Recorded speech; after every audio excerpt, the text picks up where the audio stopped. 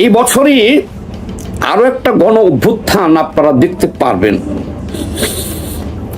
দেশ বিদেশের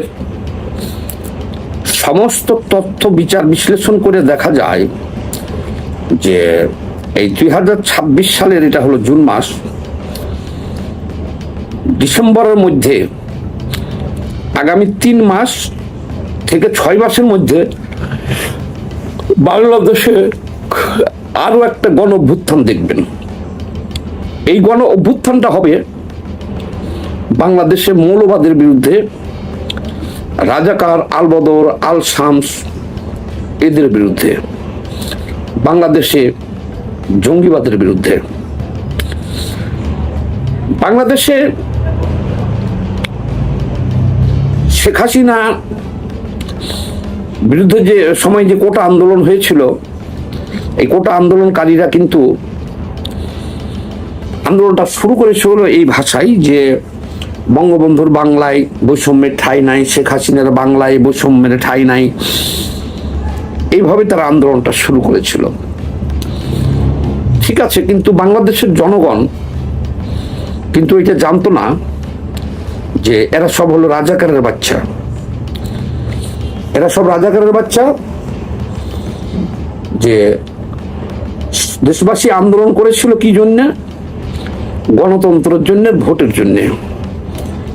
কিন্তু অভ্যুত্থানের পরে তারা আইসা বলল কি যে তারা 71কে ডিলিট করে দিব। বিশ্ব হারামজাদা ডক্টর ইউনূস, দুর্ভাগ্য আমাদের যে তার বয়সটা একটু বেশি, হয়তোবা তার বিচার আমরা দেখা করার আগেই সে মরে যেতে পারে না, এটাই আফসোস। কিন্তু বিচার একদিন তার বাংলার মাটিতে হবে।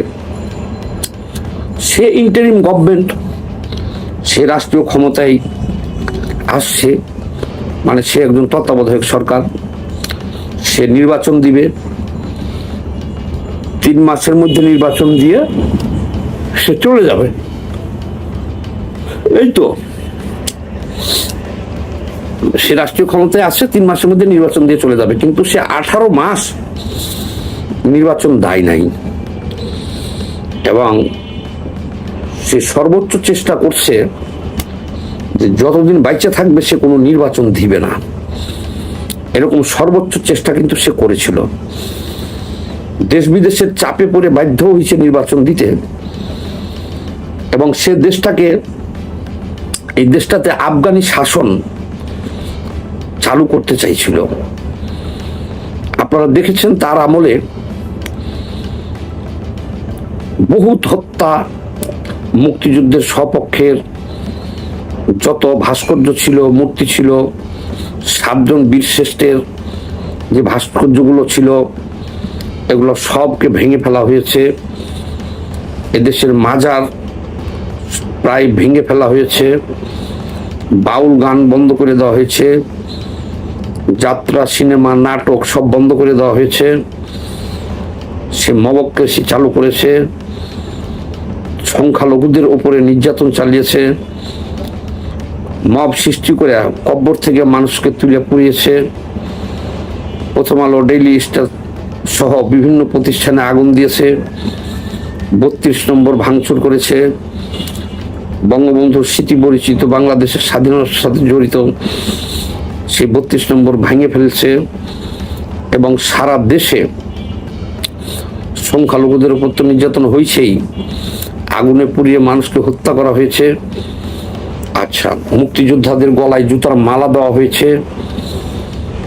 সব মিলিয়ে রাজাকারদের জয় জয়কার শুরু হয়েছে 5ই আগস্টের পরে।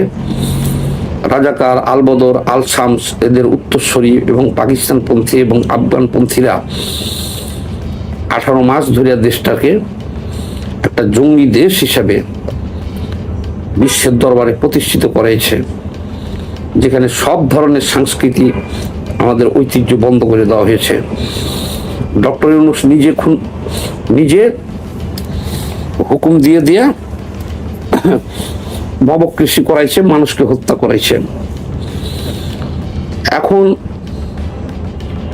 বাংলাদেশের জনগণ দেখেছে যে 18 মাসে এই যে বৈষম্য বিরোধী ছাত্র আন্দোলন, জামাত শিবিরকে সাথে নিয়ে ডক্টর ইউনূস এদেশে ব্যাপকভাবে লুটপাট করেছে, খুন হত্যা ধর্ষণ এগুলো তো বললামই, এবং আজীবনের জন্য ক্ষমতায় থাকার জন্যে সে মনে করেন আমেরিকা থেকে, ইউরোপ থেকে, সিঙ্গাপুর থেকে, বিভিন্ন স্থান থেকে তার যেগুলো দালাল আছে সেগুলো সবকে এক জায়গাতে করে সরকারে নিয়েছিল, নিয়ে দেদারসে ডক্টর ইউনূসের খতিয়ান আমাদের কাছে আছে, হাজার হাজার কোটি টাকা প্রকাশ্য লুটপাট চালিয়েছে। কত টাকা? হাজার হাজার কোটি টাকা লুটপাট চালিয়েছে। খালি ও না, বৈষম্য বিরোধী ছাত্র আন্দোলনের যে সমস্ত ছেলে পেলেগুলো রাস্তায় না খেয়ে ঘুরতো, তারাও এখন পাজেরও চালায়, শত শত কোটি টাকার মালিক। লাখ লাখ শ্রমিক বেকার হয়ে গেছে গার্মেন্টসের, এদের চাঁদাবাজির কারণে বহুত গার্মেন্টস বন্ধ হয়ে গেছে। এই বৈষম্য বিরোধী ছাত্র আন্দোলনের একটা থানা পর্যায়ের মালিক ও কোটি কোটি টাকার মালিক হয়ে গেছে। যে হান্নান মাসুদ নিজেই বলছিল যে তার বাপ মাদ্রাসায় চাকরি করে, গ্রামের সবচেয়ে দরিদ্র ব্যক্তিটা, সে এখন অত্র এলাকার সবচেয়ে বড় বাড়ির মালিক, গাড়ির মালিক হয়ে গেছে। এই গতকালকে একটা সংবাদ বেরিয়েছে যে ইউনূসের আমলে 1 বছরে সুইস ব্যাংকে 41% টাকা বাংলাদেশিরা বেশি জমা দিচ্ছে। অন্যান্য হাসিনার আমলের চাইতেও 41% বেশি টাকা জমা হয়েছে। তাইলে এই সময়ে টাকা কে পাচার করেছে?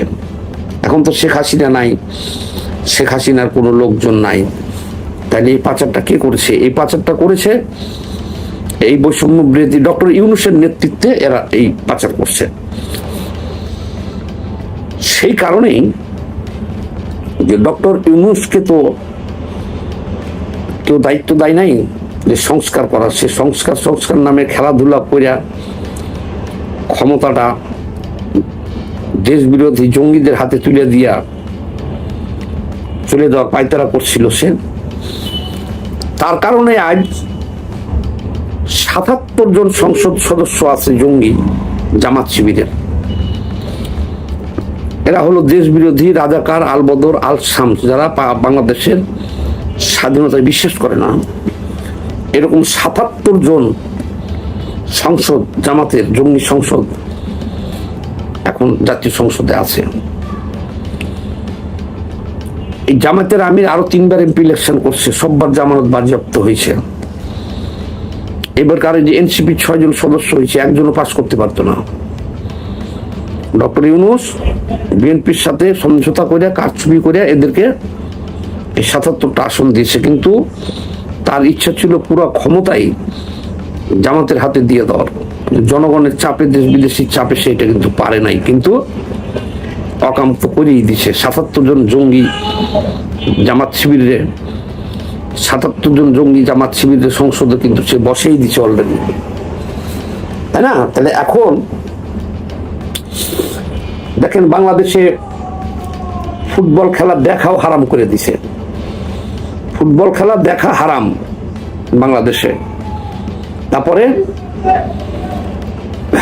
বাউল গান শোনা হারাম, নাচ গান, সিনেমা, নাটক, শিক্ষা, সংস্কৃতি সব হারাম করে দিয়েছে বাংলাদেশে।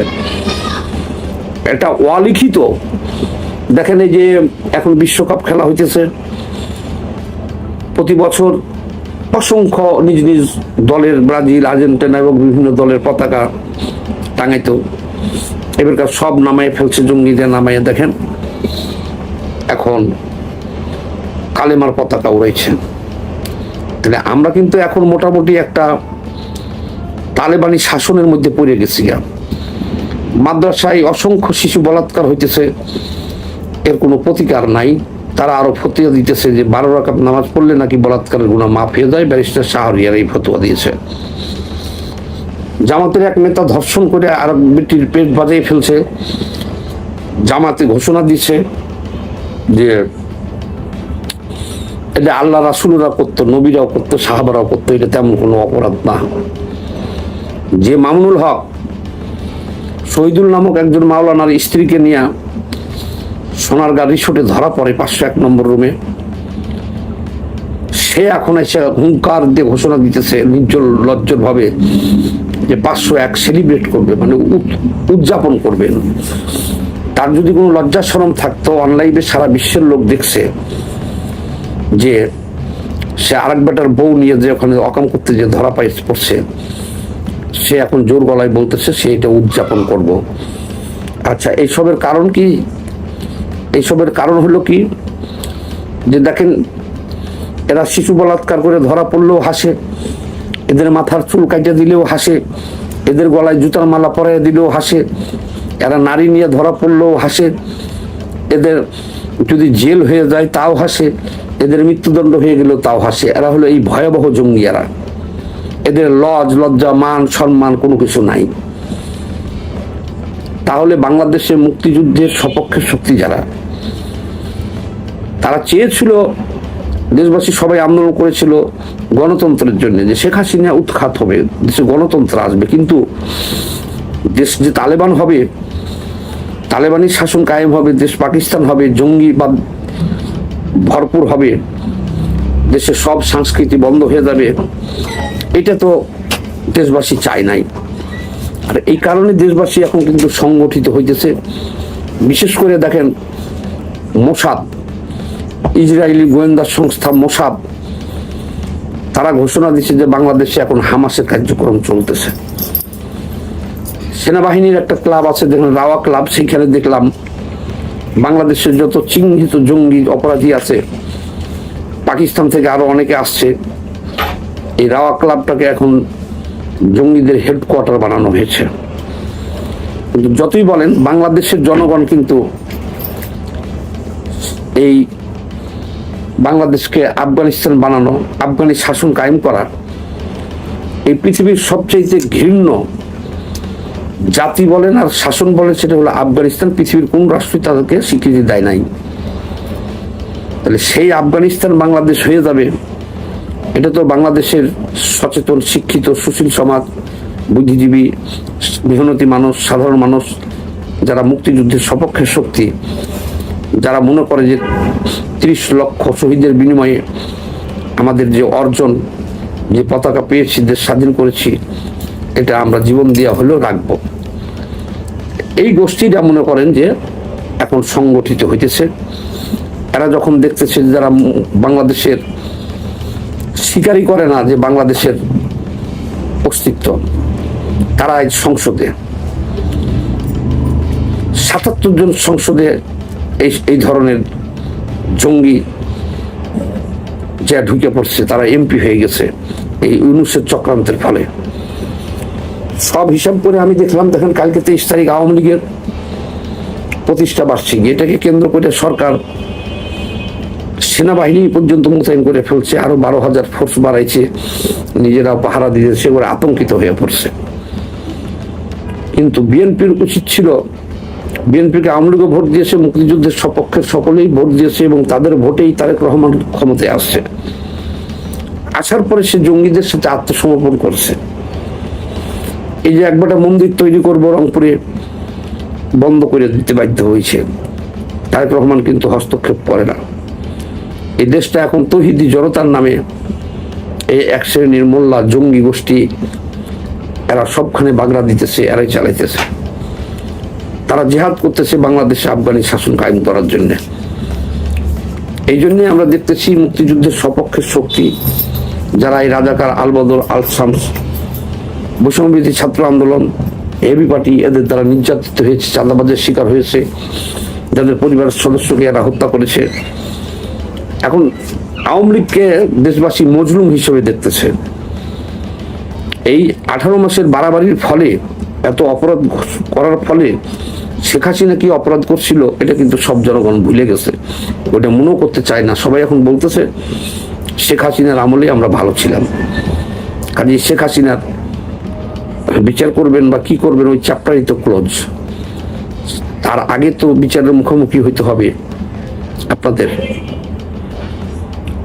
এই ভিডিওটা বেশি বেশি করে শেয়ার দিন, বাংলাদেশে কোনোদিনই এই জামাত শিবির রাজাকার আলবদর আল শামদের ঠাঁই হবে না। এদের বিরুদ্ধে, তারেক রহমানের বিরুদ্ধে না, এদের বিরুদ্ধে একটা বিপ্লব এবছরই হবে, এতে সরকারও করে যেতে পারে। সবাই ভালো থাকবেন, ভিডিওটা একটু বেশি বেশি করে শেয়ার দিয়ে দেন। আমরা ওখানে গেছি, আমাদের ছোট সচিব মানে ছোট সচিব গেলেও এই কথা কয়ে আসছে, আমাদের প্রধানমন্ত্রী গেলেও একই কথা কয়। একদম ছোট একটা পিচ্ছি সচিবও যদি মালয়েশিয়া যায়, এইখানে যায় কলে শ্রমবাজার খোলো। তারপরে ধরেন এই যে আমাদের হাই কমিশনের যে ছোটখাটো কর্মকর্তা আছে, এইখানে দেখবেন লেবার অফিসারও আছে, হ্যাঁ, তারও বক্তব্য এই একই, আমাদের জন্য একটা শ্রমের বাজারটা খোলো। মানে ওই যে ছোট মিয়া যা কয়, বড় মিয়াও তাই কইতেছে, এর বাইরে কোনো কিছু এবং শুধু বলার মধ্যেই আছে।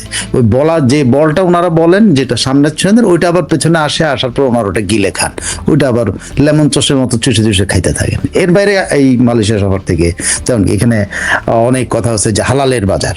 আরে হালাল বাজার কি হালাল বাজার? যেখানে মুসলমান আছে সেখানে তো হালাল। তো মালয়েশিয়া হঠাৎ করে হালাল বাজার হলো কেমনে? আমি তো এই একটা জিনিস একটা বুঝতে পারলাম না। মালয়েশিয়া কিন্তু মাল্টিকালচারাল একটা সোসাইটির মতো, মুসলিম সংখ্যাগরিষ্ঠ, কিন্তু তাদের এখানে মুসলমানরা হালাল খায়, সব দেশে মুসলমানরা হালাল খায়। তা হালালের বাজার তো বাংলাদেশে ভাই 18 কোটি মানুষ, এর চেয়ে বড় হালালের বাজার আর আছে কোন দিক? বাংলাদেশ 18 কোটি মানুষের বাজার, সেই বাজার ফালায় থিয়া আপনি যাচ্ছেন 3 কোটি মানুষের বাজার খোঁজার লেগে আপনি দৌড়াইতেছেন। কিসের বাজার? হালালের বাজার। আপনি হালাল জিনিস রপ্তানি করবেন, হালাল জিনিস নিজের মানুষকে আগে খাওয়ান, নিজের মানুষগুলো আগে খাক।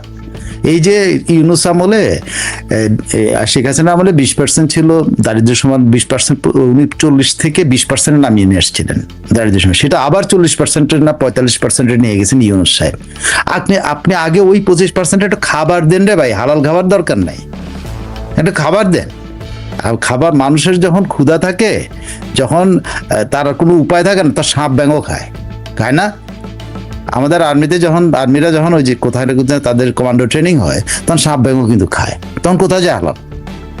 তখন তো হালাল খাবারের জন্য খোঁজে না। ওই যখন কমান্ডোটি 7 দিনের ট্রেনিংয়ে তারা পাঠায় দেয়, এই 7 দিনে ঘুরে টুরে কি করে আসছো, তখন কিন্তু তারা যে পরিমাণ খাবার দেয় সেটা যখন শেষ হয়, তখন সাপ ব্যাঙ ধরে খেতে হয়। আপনি যখন এই আর্মিরা যে যুদ্ধ করতো, এই আর্মিরা যতই আপনি বলে না, ওই যে এই আমাদের ওয়াকারুজ্জামান নতুন জামাতের আমির, তিনি কি বলেন? তিনি বলছিলেন যে ধর্মীয় অনুশাসন মেনেছে। তো আরে বাবা, ওই জঙ্গলের মধ্যে যদি আসলে যুদ্ধ করতে, ধর্মীয় অনুশাসন করতে মানবেন রে ভাই? মানতে পারবেন? তো সেই দেশের মানুষ, সেই দেশের প্রধানমন্ত্রী যা এই আরেক দেশে যেখানে 3 কোটি না 4 কোটি মানুষ আছে, সেই দেশে নিজের 18 কোটি ফেলাইতে ওই দেশের মানুষের হালাল খাবারের জন্য উনি ব্যবস্থা করার চেষ্টা করতেছেন, নিজের দেশের মানুষের খাবারের চেষ্টা না। হালালের বাজার খুঁজতেছেন। হালাল এখানে কারা বাজার করে? হালাল কারা পণ্য নির্ধারণ? এখন অনেকেই করে, কিছু মানে সাবান পর্যন্ত হালাল বানায়। যমুনা একটা সাবান কি বানাইছে, এটা হালাল সাবান বানায় দিছে। পৃথিবীতে এই হালাল ব্যবসাটা শুরু কিন্তু জিউদের দ্বারা, জানেন? This is started by Jews. তারা দেখছে যে এইটা একটা বড় বাজার, মুসলমানরা এত ডগম্যাটিক যে এদেরকে এই মার্কেটিং করে এদেরকে এই দিকে দৌড়ানো যাবে। তো তারা এটা আবিষ্কার করছে যে মুসলমানদেরকে এই দিকে ধাবিত করতে হবে। এদের নামাজ রোজা পড়ার জন্য বলার দরকার নেই, এদের বলতে হবে যে তোমরা কোথায় গরুটা সহিভাবে কোরবানি হয়েছে সেই গরু খাইতে হবে। নামাজ পড়ার দরকার নেই, রোজা রাখার দরকার নেই, কোরআন শরীফ পড়ার দরকার নেই, হজ করার দরকার নেই, কোরবানি দেওয়ার দরকার নেই। সহিভাবে যেটা জবাই হয়েছে ওইটা খাইতে হবে। মুরগি সহিভাবে কিভাবে জবাই হয় জানেন? হাজার মুরগি একসাথে আল্লাহু আকবার করে জবাই করে দেয়, কল্লা ফালায় দেয়। তো কল্লা ফালায় দিলে তো এটা সহি হলো না, তারপর এটা খায়, এটা আবার হালাল কয়। সো হালাল ব্যবসাটা আসছে কিন্তু জিহুদের দ্বারা, ইহুদিদের। এদের কিন্তু পুরো আবিষ্কারটা ইহুদিদের। তারা জানে যে মুসলিমরা এরকম ডগম্যাটিক, এদেরকে এটা দিয়ে এই ব্যবসাটা এদের ঘাড়ে চাপায় দেওয়া যায়, এবং এরা এই ঘাড়ের মধ্যে চাপছে। সারা দুনিয়াতে কিন্তু, আপনি টরন্টোতেও কিন্তু দেখেন হালাল খাওয়ার জন্য বাঙালি যে পরিমাণ দৌড়ায়, হ্যাঁ, নামাজ পড়ার জন্য কিন্তু 5 ওয়াক্ত নামাজ পড়ার জন্য দৌড়ায় বলেন আপনি তো নিশ্চয়ই আপনি বাঙালিদের দেখেন।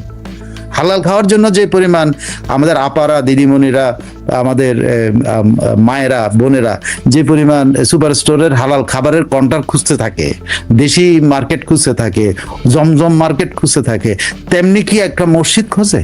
যা মসজিদে যায় নামাজ পড়ে, প্রতি 5 ওয়াক্ত পড়ে না। সো সেই হালালের জন্য আমাদের প্রধানমন্ত্রী হালাল বাজার করার জন্য কিন্তু মালয়েশিয়া গেছেন। এর বাইরে আমি আর কিছু দেখি নাই, এর বাইরে আমি কিছু জি, ধন্যবাদ প্রিয় দর্শক। আপনাদের পরেশ মন্ডল, তারেক রহমান একজন অশিক্ষিত না অযোগ্য তিনি কি শুধু চুপচাপ থাকবেন? জি, ধন্যবাদ আপনাকে। শেখ হাসিনা সরকার বরবাদ দরকার। জি, ধন্যবাদ আপনাকে। সুষময় মল্লিক শঙ্খ, ইসমাইল ভাই, ওস্তাদ আপনি পিনাকি ভট্টাচার্যের একটি ইন্টারভিউ নেন, অনেকদিন ওনার ইন্টারভিউ নেওয়া হয় না। হ্যাঁ, আচ্ছা ঠিক আছে, নেব। আচ্ছা সাইফুল ভাই, আপনার কথার সাথে আমি হালাল হারামের বিষয়, আচ্ছা হালাল তো যে আমরা যেটা আমাদের মাথায় ঢুকছে সেটা আমাদের জন্য হালাল, অন্যদের জন্য তো জিনিস খাবারগুলো ঠিক আছে, খুবই ভালো। অন্য ধর্মের অনুসারী যারা, তারা কি মানুষ না? আচ্ছা, আমরা হালাল খাই, হালালের মধ্যে কি আলাদা ভিটামিন আছে কিনা? নাই।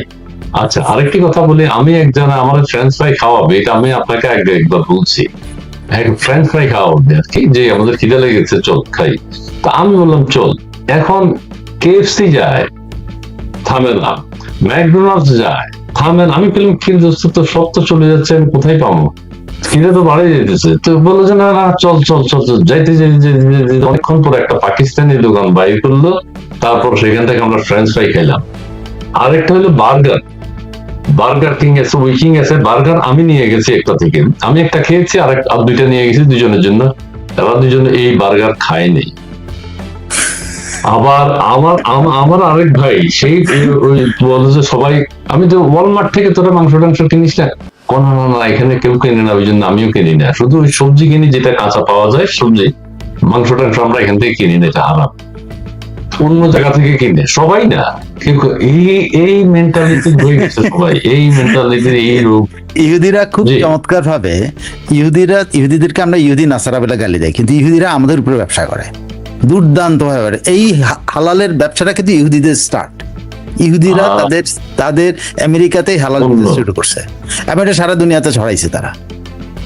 আমি এটার অরিজিন যদি আপনি কোনোদিন বলেন, এটা তাত্ত্বিক অরিজিন সব খুঁজে বাইর করে দিতে পারবো, but I have read the story.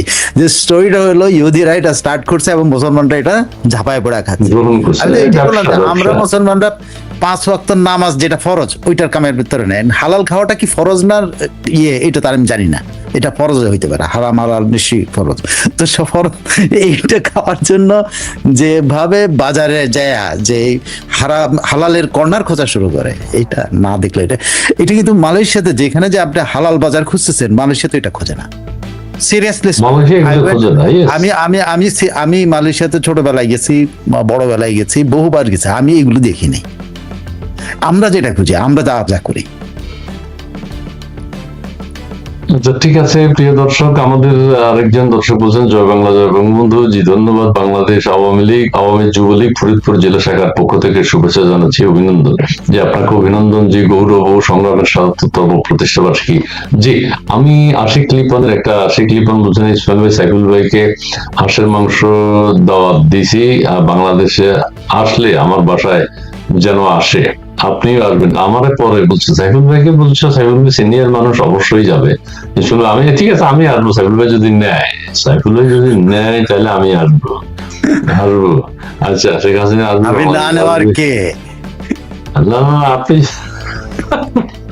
আপনি যদি সাথে রাখেন। জি সাইফুল ভাইকে শুভেচ্ছা। জি ইসমাইল ভাই, ইসমাইল ওস্তাদ কাশেম চাচার ভাতিজা কেমন আছে? জি ভালো আছে। জি প্রতিষ্ঠা বার্ষিকী, অসংখ্য ধন্যবাদ আজকে। আচ্ছা এখন আমি আপনার কাছে, আচ্ছা ঠিক আছে, প্রধানমন্ত্রীর বক্তব্য আমরা এখন রাখলাম পাশে। আপনার কাছে আমি যেটা জানতে চাই, বাংলাদেশ আওয়ামী লীগের ৭৭তম প্রতিষ্ঠা বার্ষিকী হচ্ছে আগামীকাল 23শে জুন, এবং সেই প্রতিষ্ঠা বার্ষিকী কেন্দ্র করে দেশব্যাপী এক ধরনের উত্তেজনা আবার দেখা দিয়েছে। কেউ বলছেন সরকার, জামাত এরা তো ভয়ে আছে, কারণ এরা অপরাধ করেছে, সেই জন্য এত ভয়। না হলে ভয়টা কিসের? আর আওয়ামী লীগের মতো একটা দলকে নিষিদ্ধ করা এবং তাদের কার্যক্রম নিষিদ্ধ করা, সরকার এখন বিজেপি মোতায়েন করেছে, সেনাবাহিনীও নাকি মোতায়েন করবে বা করেছে শুনেছি। আপনার বক্তব্য একটু যদি বলেন এই বিষয়ে, আপনি যতটুকু জানেন। আওয়ামী লীগের ৭৭তম প্রতিষ্ঠা বার্ষিকী বা ৭৮তম জন্মদিন, যেটাই বলো না কেন, দিস ইজ গ্রেট। একটা দলের এত বছর, মানে একটা বয়সের একটা দল, যে দলটা বাংলাদেশের স্বাধীনতা এনেছে, যে দলটা বাংলাদেশকে এত বছর, ধরেন অনেক বছরই তো যাই বলেন না কেন, বঙ্গবন্ধু ৩.৫ বছর, তারপর শেখ হাসিনার আরো ২৫, ২২, ২৩ বছর, মানে ৫৬-র মধ্যে অর্ধেকের মতো সময় এই দলটা বাংলাদেশ চালিয়েছে, এবং বাংলাদেশকে বলতে পারেন যে স্বাধীনতা স্বাধীনতা এনে দিয়েছে। এবং আরেকটা মাইল ফলক, সেটা হলো বাংলাদেশের এই যে দারিদ্র বিমোচনের জন্য, মানে ইউনূসের সুদের রাজত্ব থেকে বাংলাদেশে বের করা বা মানুষকে মানে দারিদ্র থেকে বের করা, মানে অ্যাটলিস্ট শেখ হাসিনার আমলে বলা হয় যে 22% মানুষ দারিদ্র সীমার নিচে থেকে বেরিয়ে আসছেন। এবং একটা মাইল ফলক যে উন্নয়নশীল দেশের মানে একেবারে দরজায় দাঁড়িয়ে আছেন, যদিও এই সরকারও আবার এটাকে পেছানোর চেষ্টা করেছে, আবার পেছানোর চেষ্টা করছে, সেটা হোক, কিন্তু এই দলটা কিন্তু এগুলো করেছে। এবং যতগুলো উন্নয়নের আপনি যদি মাইল ফলক দেখেন, সবগুলো এদের আমলেই দেখতে পাবেন। আপনি অন্য কারো আমলে কিন্তু বঙ্গবন্ধুর আমলে যেটা দেখেছেন সেটা হলো স্বাধীনতার পর রিকনস্ট্রাকশন, পুনর্বাসন, পুনর্গঠন যেটা ছিল, সকল ব্রিজ কালভার্ট ভেঙে ফেলছিল, সবগুলো বঙ্গবন্ধুর আমলে। এই 3.5 বছরেই কিন্তু ঠিক করেছেন বঙ্গবন্ধু, অন্য কেউ কিন্তু এগুলো করেনি, বঙ্গবন্ধুই করেছেন। আবার তার দল আবার যখন শেখ হাসিনার নেতৃত্বে ক্ষমতায় আসে, সেই দলটা প্রথম দফায় তেমন কোনো কিছু করছে 96-এ, তেমন কোনো ভালো কিছু, অনেক কিছুই ভালো করেছে। যেমন একজন শেখ হাসিনার যখন 96-এর পরে 2001-এ যখন হয় কি বলে কেয়ারটেকার গভর্নমেন্টটা হয়, তো সেই কেয়ারটেকার গভর্নমেন্টের একজন প্রেস সেক্রেটারি ছিলেন, আমাকে খুব পছন্দ করতেন। তো সেই কেয়ারটেকার আমাকে একদিন বলছেন, এইভাবে বলছেন যে সাইফুল, বলো তো শেখ হাসিনা জিতবে না হারবে? তা আমার একটা ধারণা ছিল স্বাভাবিকভাবে যে দলটা এত ভালো করছে, মানে কোনো ছাড়া 96টা কিন্তু শেখ হাসিনা একদম কি বলে একেবারে নিষ্কলুষ একটা সময় গেছে, যে সময়টাকে উনি বলতে পারেন যে এটা মানে তার মানে স্বর্ণময় দিন আর কি, তার মানে দলটারও কোনো দুর্নাম ছিল না, কিছু ছিল না। তো সেই সময়টা উনি আমার জিজ্ঞেস করছে, সাইফুল বলো তো, আমি বলছি আমি তো নির্দ্বিধায় বলছি যে আওয়ামী লীগ জিতবে। তখন বলছে যে আওয়ামী লীগ জিতবে না। কেন আওয়ামী লীগ জিতবে না? তখন বলে যে আমাকে বলছেন যে আমি জানি শেখ হাসিনা আমরা চিনি চাম্পা কলার দাম বাড়ে নাই, সো আমার কোনো ক্ষতি হয় নাই, আমি চিনি চাম্পা কলা খাই, উনি চিনি চাম্পা কলা খেতেন, তখন আমাকে বলছেন উনি যেটা। তা আমি যে চাল খাই সেই চালের দাম বাড়ে নাই, সো আমার কোনো ক্ষতি হয় নাই। এবং চিনি চাম্পা কলা ওনার কথা অনুযায়ী গ্রামের সাধারণ মানুষকে বাংলা কলা খায়, সেটার দাম বাড়ে নাই, সো মানুষের সাধারণ মানুষের মধ্যে কোনো মানে শেখ হাসিনার জন্য বিরোধিতা নাই, চালের দাম বাড়ে নাই, সবকিছু ঠিক আছে। তারপর হারবে, কেন হারবে? তখন বলছিলেন যে শেখ হাসিনা হারবে এই জন্য কারণ আমি নামটা বলি, বলছে কয়েকজনকে করছেন, বঞ্চিত করেছেন। বঞ্চিত শব্দটা কিরকম বঞ্চিত করছেন? কয়েকজনকে শাহ এম এস কিবরিয়া ভালোবেসে তারে ফাইন্যান্স সেক্রেটারি রেখে দিছিল, তিনি ক্যাবিনেট সেক্রেটারি হইতে পারেন নাই। এটা কিন্তু তার উপর তার কিন্তু মহাক্ষোভ আছে। শাহ এম এস কিবরিয়া অর্থমন্ত্রী, তিনি তাকে একজনকে ভালোবেসে, এক ডক্টরকে ভালোবেসে তার পুরো আমলে তাকে ফাইন্যান্স সেক্রেটারি রেখে দিচ্ছে, মানে তাকে ভালোবাসা ফাইন্যান্স সেক্রেটারি রাখছে, তাকে ক্যাবিনেট সেক্রেটারি সে হওয়ার মতো পর্যায়ে চলে গেছিল, কিন্তু হইতে পারেন না। উনি শুধুমাত্র শাহ এম এস কিবরিয়ার ভালোবাসায়, এই ভালোবাসার বিরুদ্ধে বিদ্রোহ করতে হবে তো, এবং সেই আমলা কিন্তু বিদ্রোহ করছে পরবর্তীতে উপদেষ্টা হয়ে, ওই ইয়াতে বসে উপদেষ্টা ছিলেন ওইখানে। এই আমলারা মিলে, যে আমলারা এই বঞ্চিত, মানে ওনাদের ভালোবাসাটাও ছিল একটা কঠিন কাজ। তারপরে হলো ওনাদের মধ্যে একটা তৈরি হয়েছিল, একটা সিভিল এবং মিলিটারি প্রশাসনের মধ্যে একটা ধারণা আছে যে এটা শিফট করে দিতে হবে। সুশীলরা এটা মাথার ভিতরে ঢুকিয়ে দিয়েছিল তখনকার কেয়ারটেকার গভর্নমেন্টের মধ্যে, লতিফুর রহমানের গভর্নমেন্টের মধ্যে, যে পুরো শিফট করে দিতে হবে, নাহলে কিন্তু এটা উল্টা না দিলে কিন্তু এরা জেকে বসবে। তখন কিন্তু এই লতিফুর রহমান এসে একসাথে 14 জন সেক্রেটারিকে, সচিবকে রিমুভ করে দিল। আমি এখন বলে দিই যে ডক্টর আকবর আলী খানের কথা উনি উল্লেখ করেছিলেন, যে ডক্টর আকবর আলী খান তিনি ক্যাবিনেট সেক্রেটারি হতে পারেন না, এটা তার ভেতরে প্রচন্ড ক্ষোভ দেব, এই জন্য উনি প্রতিশোধের নেশায় পাগল ছিলেন। এত ভালো মানুষ বিশ্বাস করা যায়? যে এইগুলো হলো আওয়ামী লীগের দোষ, যে কারণে আওয়ামী লীগ জিততে পারে না। আর হলো সিভিল, ওই যে সুশীলরা আছে, সুশীলরা চায় না যে একটা দল 5 বছরের, যেটা বিএনপিকেও তারা চায় নাই, আওয়ামী লীগ তো চায় নাই। সো আওয়ামী লীগ যেহেতু চায় না, এবার আর আওয়ামী লীগ আসবে না। সো এটা তুমি ধরে নিতে পারো, আমাকে তুমি করে বলতেন, আদর করতেন, যে তুমি ধরে নিতে পারো যে আওয়ামী লীগ ক্ষমতা আসছে না। আমি বিশ্বাস করি না, তার কথা আমি পাত্তাই দিই নেই, না ভাই আপনি কি করেন এসব, আমি বিশ্বাস করি আওয়ামী লীগের হারানোর মতো অবস্থা নাই। কিন্তু ঘটনা দেখা গেল তাই যে সত্যি ইলেকশনের দিন আওয়ামী লীগকে হারানো হইলো, বুঝছেন? আওয়ামী লীগের এই প্রত্যেকটা বেশিরভাগ ইউনিয়ন পরিষদ চেয়ারম্যান এক গর্তের ইয়ের মধ্যে, এই পুকুরের মধ্যে নিয়ে দাঁড় করা রেখেছে ক্যাপ্টেন সাহেবরা, লেফটেন্যান্ট সাহেবরা। এখন ওদের এলাকার ইউনিয়ন পরিষদের চেয়ারম্যান পুকুরের মধ্যে দাঁড় করা রেখেছে প্রথম 5-6 ঘন্টা, তো এলাকাবাসী ভোট দিতে গেছে, গণেশ উল্টায় গেছে। এইভাবে আওয়ামী লীগকে হারানো হয়েছে। তো সেই হিসাবে আপনি যদি এই আমলটা ধরেন, সেই আমলটা তো কিন্তু আওয়ামী লীগের কিন্তু সাকসেস, এই দলটার অনেক সাফল্য আছে, অনেক ব্যর্থতাও আছে। ব্যর্থতা হলো এই দলটার ব্যর্থতা, সরকারের ব্যর্থতা আমি কিন্তু একবারও বলছি না। দলটার ব্যর্থতাটা কি, দলটাকে শেখ হাসিনা নার্সিং করেন নাই। উনি নার্সিং এর দায়িত্ব কিছু মানে কি বলে অর্বাচীন বালক বা অর্বাচীন বুড়ার হাতে দিয়ে দিয়েছিলেন, যেগুলো সারাক্ষণ নিজেরা সার হওয়ার যোগ্য কিনা কিন্তু সার শুনতে পছন্দ করতেন, সারাক্ষণ নারী দ্বারা পরিবেষ্টিত থাকতেন। এই ধরনের জিনিসগুলো এই দলটার তৃণমূলের নেতাকর্মীরা দলটার কাছাকাছি স্ট্রাকচারের কাছাকাছি যেতে পারেনি। প্লাস এই যেহেতু দীর্ঘদিন ছিল, এই দলের এমপি গুলো প্রত্যেকটা যে এলাকায়, বেশিরভাগ এলাকায় নিজেদের ক্লাব করে ফেলছিল, পারিবারিক ক্লাব। মানে এটা দল থাকে নাই। মানে এমপি যদি পারিবারিক ক্লাব বানায় ফেলে, উপজেলা চেয়ারম্যান যদি পারিবারিক ক্লাব বানিয়ে ফেলে, সেটা কি সংগঠন থাকে? সংগঠন ছিল না। তো সেই সংগঠনটা যে আজকে মানে কালকে প্রতিষ্ঠা বার্ষিকী, সেখানে শেখ হাসিনা গত 2-2.5 মাস ধরে যতটুকু শুনেছি, যতটুকু বুঝি, যতটুকু শুনেছি, যে উনি আবার সেই সংগঠনের কাছে গেছেন। এটা হলো এই দলটার জন্য একটা শুভ দিন হতে পারে, যদি সত্যি যেগুলো শুনি, আমি যেগুলো শুনেছি, যে শেখ হাসিনা দলের কাছাকাছি গেছেন, তার টোটাল তৃণমূল নেতৃত্বের কাছে তিনি নিজে পৌঁছেছেন এবং তিনি দলটাকে নার্সিং করতেছেন, যেটা তিনি গত 17 বছর করেন নাই। গত 17 বছর বা 15 বছর ধরে এটা অর্বাচীনদের হাতে দিয়ে রাখছিলেন।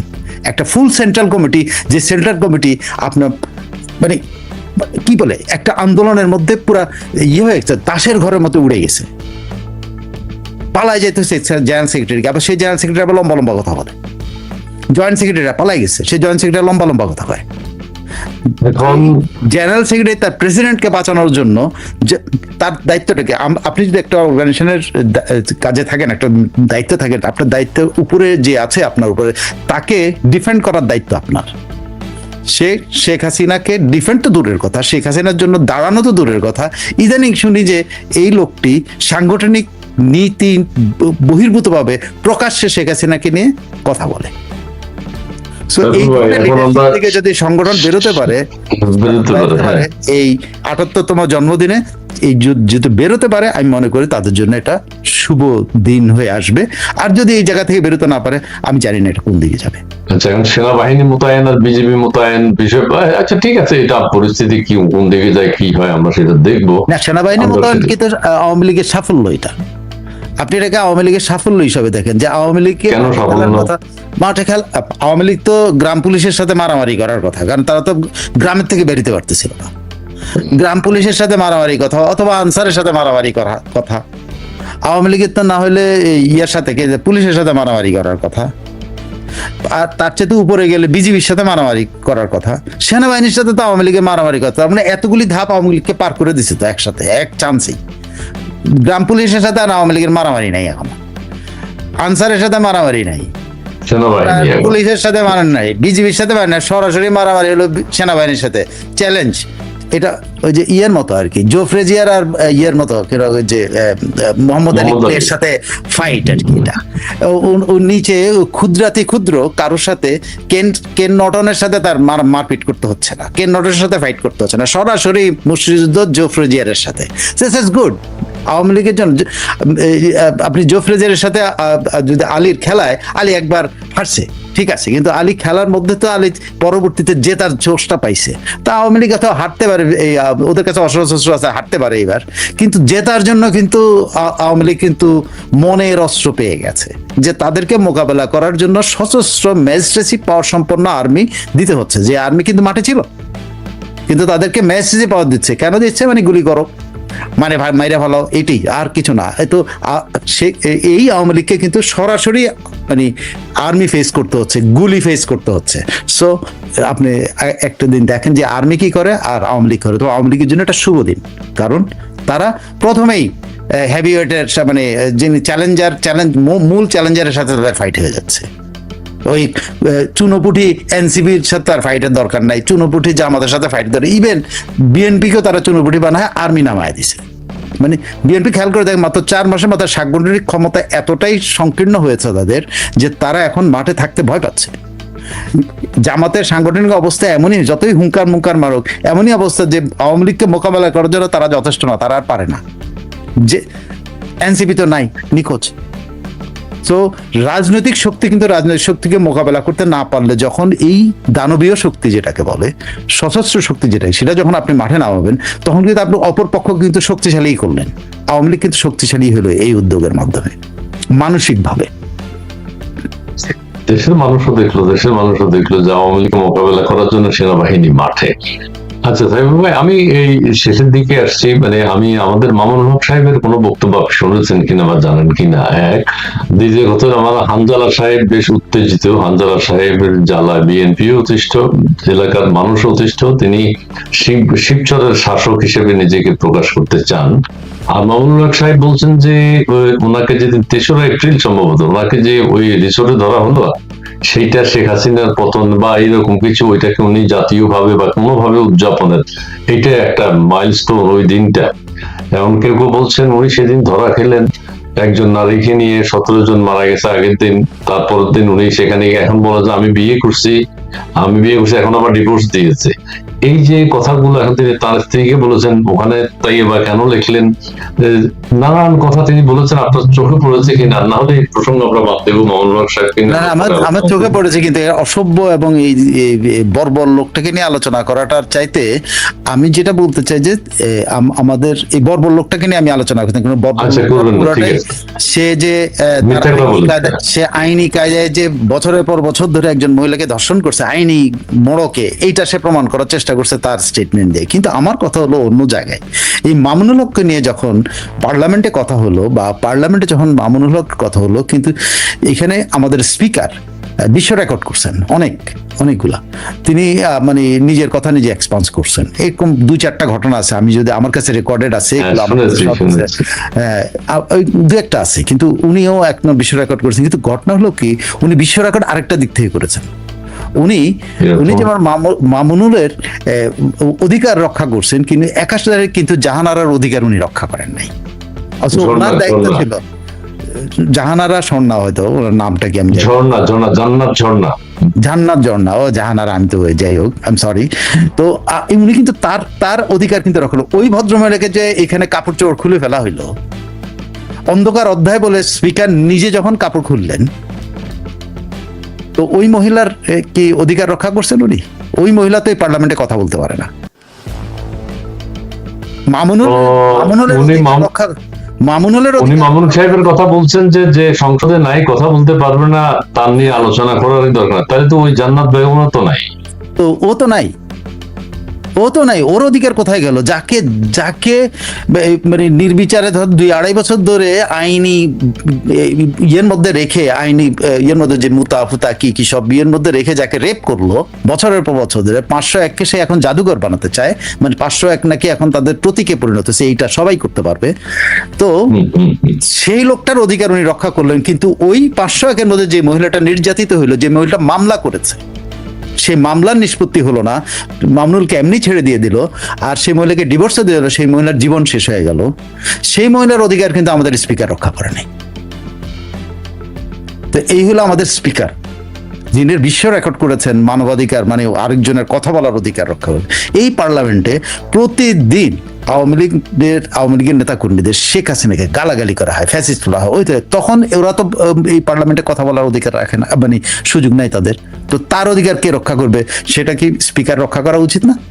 যে না, আপনার শেখ হাসিনা নিয়ে কথা বলবেন, তিনি এখানে সে কথা বলেন পারেন না, তো এটা তো বলেন না ভাই।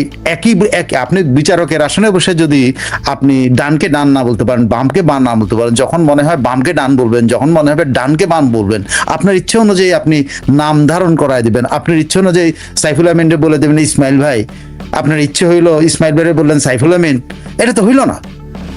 হি ডিড এ মিস্টেক, এটা কিন্তু সে যেটা করেছে আমি জানি। আমি গুগল মামার কাছে চেক করতে গিয়ে জামান ইমামির কাছে চেক করছিলাম, তো জামান ইমামি আমার সব দেখায় দিছে যে উনি কি করছেন। ওনার গুণ কীর্তন করছেন জামান ইমামি, যে উনি অধিকার রক্ষা করছেন একজন ব্যক্তির বিরুদ্ধে, যে ব্যক্তি বাইরে আছে সেই ব্যক্তির এটা উনি অধিকার রক্ষা করছেন। জামান এইভাবেই বুঝছে। আমি জামানের সাথে আর এই নিয়ে টক করি নেই, করবো মামির সাথে আবারও এই নিয়ে বাতচিত করবো, করে আরো ডিটেল পাওয়ার চেষ্টা করবো। কিন্তু কথা হচ্ছে তিনি কি একটা সত্যিকার অর্থেই মানবিকতার পরিচয় দিয়েছেন? যদি মানবিকতার পরিচয় দিতেন তিনি পুরোটাকেই তিনি বলতেন যে মামুনুলের পুরো সবকিছু আমি এক্সপান্স করলাম এই জন্য যে এখানে মামুনুল না, সে জান্নাত স্বর্ণাকেও এখানে প্রোটেকশনের দরকার আছে। হি ডিডন্ট প্রোটেক্ট জান্নাত Swarna.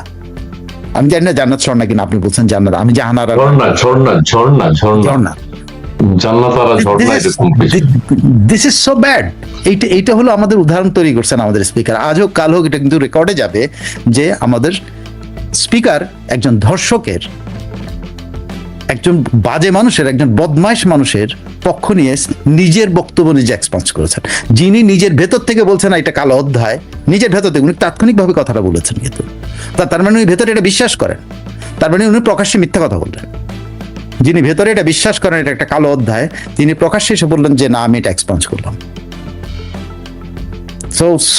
So bad instance in our parliament. জি। আমি মামুনুল হক সাহেবের একটা লেখা, ওই যে বহু চিন্তা ভাবনা করে ওনার একটা স্টেটমেন্ট আমি যদি একটু পড়ে শোনাতে চাই, একটু রিসোর্টের 501 নম্বর কক্ষ নিয়ে মুখ খুললেন মামুনুল হক। ঠিক আছে, এইটা পুরোটা পড়তে গেলে অনেক সময় লাগবে। এটা পুরোটাই হলো পর্নোগ্রাফি রে ভাই। আপনি যদি এটা পড়েন পুরোটাই পর্নোগ্রাফি। আপনি পড়েন, এটা ইসলামী পর্নোগ্রাফি। ইসলামী পোস্টে 501 নম্বর কক্ষ ছিল ফ্যাসিবাদী হাসিনার ব্যর্থ প্রজেক্ট ও ঘটনার মাধ্যমে তাকে রাজনৈতিকভাবে ধ্বংস করার চেষ্টা হয়েছিল বলে দাবি করেন তিনি। 501 নম্বর কক্ষ ছিল ফ্যাসিবাদী হাসিনার ব্যর্থ প্রজেক্ট এবং এই ঘটনার মাধ্যমে তাকে রাজনৈতিকভাবে ধ্বংস করা হয়েছিল বলে দাবি করেন তিনি। 2001 সালে আছে, অনেক বড় লেখা, এখানে অনেক বর্ণনা আছে। আমি এটা পড়বো, অনেক কিছু আছে, অনেক কিছু বলার আছে। এত বছর পরে একটা স্ক্রিপ্ট উনি সাজালেন। আপনি এই পর্নোগ্রাফি আদ্যপান্ত কিন্তু ব্যাখ্যা করা যায় যে এর মধ্যে কত মিথ্যা, প্রতি লাইনে সে মিথ্যা কথা বলছে, প্রতি লাইনে মিথ্যা কথা বলছে। ইসলামের অনুশাসনগুলোর মিথ্যা ব্যাখ্যা দিয়েছে, কোরআনের আয়াতের মিথ্যা ব্যাখ্যা দিয়েছে। তো ওটার মধ্যে আছে। আমি কিন্তু এই জন্য ওরে নিয়ে কথা বলছেন, আমি কিন্তু এটা পুরোটাই বর্ণনা করতে, কারণ আমি পুরোটা ডিটেইল পড়ে আমি এটার পুঙ্খানুপুঙ্খ মাঝে মধ্যে মনে হয় এগুলো ব্যাখ্যা করে বুঝাই, পরে ভাবি যে দোষ এই মৌলানাদের সাথে, আমি মৌলানাদের সাথে যুদ্ধে আমার দরকার, আমি মৌলানা না, সো আমার এই নিয়ে ব্যাখ্যা করা যায়। কিন্তু আপনার যদি কেউ থাকে একজন ইসলামী যিনি বুঝেন কিনা, কোরআনের হাদিসের ইয়েগুলো বোঝেন, তাকে দিবেন যে সে পরতে অপব্যাখ্যা দিয়েছে, পরতে মিথ্যা কথা বলছে। তবে আপনি সাংবাদিকতার দৃষ্টিকোণ থেকে আপনি পুরোটার উপর একটা অ্যানালাইসিস, আপনার তো এখন একটা ইউটিউব চ্যানেল আছে, আপনি সেই চ্যানেলে নিয়মিত বক্তব্য দেন, আমরা সেটা জানি, এবং আমি গতকালও আপনার বক্তব্য শুনেছি। আপনার মার্জিত সুন্দর একটা চ্যানেলটার সাইফুল ভাই, একটু চ্যানেলটার নাম যদি একটু আপনি, আমি এটা শুরুতে নিতে মনে নাই। জি, এটা সাইফুল স্টক, আমি দিয়ে দিই। এটা হলো আমি কেমনে ওই যে কপি করে লিঙ্কটা মেসেজে দিয়ে দিলে। জি প্রিয় দর্শক, আমরা যেন এই সাইফুল স্টক এটা যেন আমরা সাবস্ক্রাইব করি, এবং সেখানে সাইফুল ভাইয়ের বিভিন্ন ধরনের বক্তব্য আমরা আমি দেখেছি, আপনারাও হয়তো অনেকে দেখেছেন। নতুন আমার কাছে, আমি অত টেকনিক্যালি সাউন্ড না, তো আমি দিতে পারতেছি না। বাট সাইফুল স্টুডিও এবং সেখানে তিনি নিয়মিত ভিডিও আপলোড করেন এবং তার পলিটিক্যাল অ্যানালাইসিস বিভিন্ন। তবে আমার একটা রিকোয়েস্ট আছে সাইফুল ভাই, সাংবাদিকতার দৃষ্টিকোণ থেকে মামুনুল হক সাহেবের এই সাজানো স্ক্রিপ্টের উপর আপনি হাদিস কোরআনের দিকে যাবেন না, সেটা হয়তো যাবেন না, কিন্তু অন্য বিষয়গুলো তো বলতে পারেন, সেটা নিয়ে একটা ভালো কন্টেন্ট তৈরি করতে পারেন, এটা আমার রিকোয়েস্ট আর কি। জি, আপনাকে অনেক ধন্যবাদ। এবং সেই সাথে আমাদের দর্শক আজকে যারা আছেন, সাইফুল ভাইকে অনুরোধ, কি বলছেন অনুরোধ, এরপরে কলকাতায় বেড়ে গিয়েছে ডিমের দাম। আচ্ছা, কলকাতায় ডিমের দাম নাকি বেড়ে গেছে? না, বেশি বেড়েছে। পচা ডিমের দাম। ওই যে ডাক্তার জাহেদ যাবে বইলা এই পচা ডিম বিক্রি করছে, এখন মানুষ সেটা স্টক করে বেকায়দা করছে। জাহেদ জি জি জি, কলকাতা ডিমের দাম বেড়ে গেছে। কষা জাহেদ নাকি যেন আপনি বলেন, কষা কষা যায়, কষা সে আরেক নাটক গেল। এই মিথ্যাবাদী, সব মিথ্যা। মামুনুল হক সাহেব যেমন অসত্য কথা বলেছে, জাহিদুর রহমান সব অসত্য কথা বলেছে, কিভাবে ভারতে নাকি তাকে অপমান করা হয়েছে এয়ারপোর্টে। ছি ছি ছি। মুফতি মাসুদ জামিন পেয়েছে, তাকে আনেন মামুনুল হককে পোস্টমর্টম করার জন্য। জি, মুফতি মাসুদ জামিন পেয়েছে, আমরা জানি। জি, ধন্যবাদ আশিক লিপন। আমি আছি সাইফুল ভাই এই নতুন ইউটিউবে। ও ঠিক আছে, হ্যাঁ আশিক লিপন আপনারা শেয়ার করে দিবেন, লিংকটা দিয়ে দিতে পারেন আশিক লিপন প্লিজ। আমি আসলে বুঝতে পারতেছি না কেমনে লিংক দিতে। আপনি কি আমার চ্যানেলটার একটা লিংক এই ইসমাইল ভাইয়ের এখানে একটা মেসেজ করে দিতে পারেন এইখানে এই কমেন্টের মধ্যে প্লিজ। জি, আশিক লিপন আপনি প্লিজ যদি পারেন সাইফুল ভাই এটা একটু কপি করে দেন, আমাদের এই মেসেজ আপনি দিতে পারেন। জি আশিক লিপন, জি জি। পলাতক আশাহত আফসোস লীগ আমাদের অনুষ্ঠান দেখে খড়কুটোর মতো বেঁচে থাকার মতো আশা নিয়ে থাকে। জি, আচ্ছা ঠিক আছে, ওনাকে তো অনেক ধন্যবাদ দেওয়া উচিত। কাকে? এই কি বলে আশিক লিপন? হ্যাঁ কি না, এই যে কি যেন নাম বকাবকি গুলো যে মাহুর রহমান, এই যে মাহুর রহমান, ওনাকে একটু ধন্যবাদ দেন। অ্যাটলিস্ট এইটুকু তো দৃষ্টি কাটা গেছে, আগে তো এইটুকু বলতো না। ঠিক আছে ঠিক আছে, ওনার রিয়াকশন দেখাচ্ছে তো এটা অনেক অগ্রগতি না? জি জি জি জি, আমাকে ব্লক করেছে সাইফুল। জি জি জি, ধন্যবাদ। মহসিন সাহেব খুব উত্তক্ত, আমাকে ব্লক করেছে সাইফুল কোথায়, কারণ আমি ভিন্ন মতাদর্শের কারণে এখনো এত প্রশ্ন করার পরও একটি প্রশ্নের উত্তর দেননি ইসমাইল সাইফুল।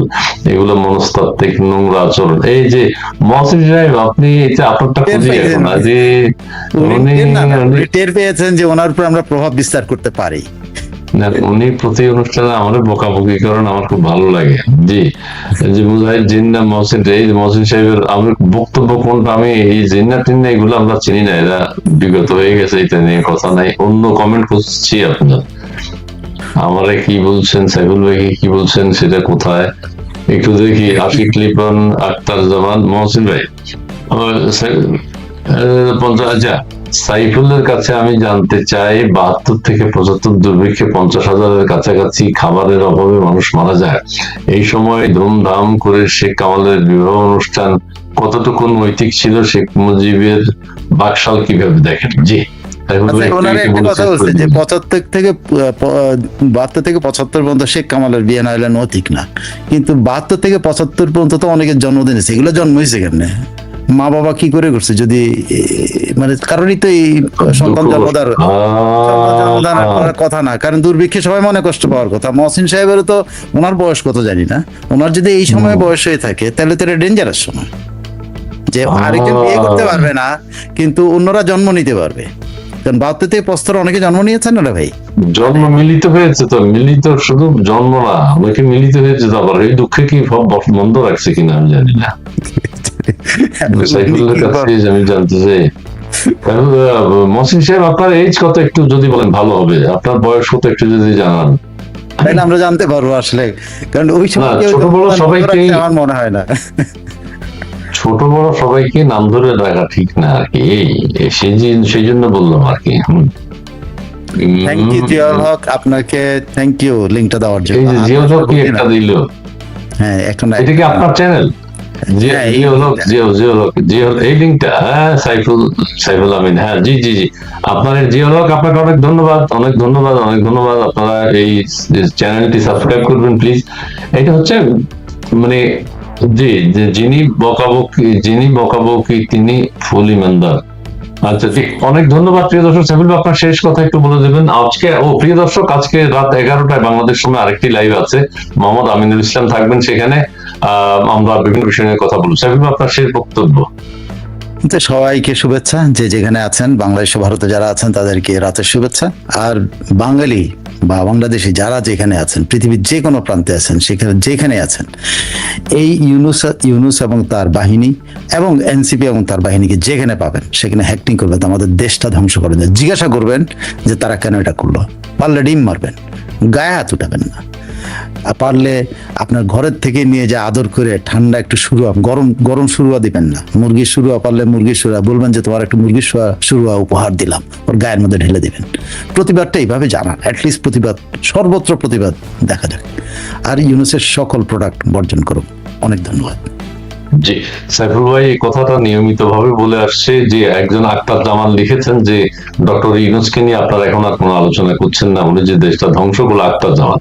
আমরা আসলে ইউনূস সাহেবকে ভুলে যাওয়া চলবে না, আমরা এই যে স্মরণ করি প্রতি মুহূর্তে। আজকের বিষয় যেহেতু অন্যটা ছিল, ডক্টর আমি ইউনূসকে তো শুরুয়া দেওয়ার জন্য, ওর মাথার মধ্যে একটু শুরুয়া দেওয়ার বলছেন। জন্য বলে এইটুকু একটু বলছেন। বলেন আপনারা। হামে প্রচুর ছেলে মারা যাচ্ছে, শিশু মারা যাচ্ছে, আজকেও মারা গেছে। হ্যাঁ, 600-র উপরে, 700 হতে চললো। তো এই যে যত শিশু মারা গেছে তত ডবল বাবা মা, যদি 700 যদি মারা যায়, 1400 বাবা মা আজকে তাদের বুক খালি, তাদের অন্তরে ক্রন্দন, এই ডিউ টু ডক্টর ইউনূস। ঘৃণা জানানোর কোনো ভাষা নেই। জি জি, অনেক ধন্যবাদ। এই যে আশিক লিপানো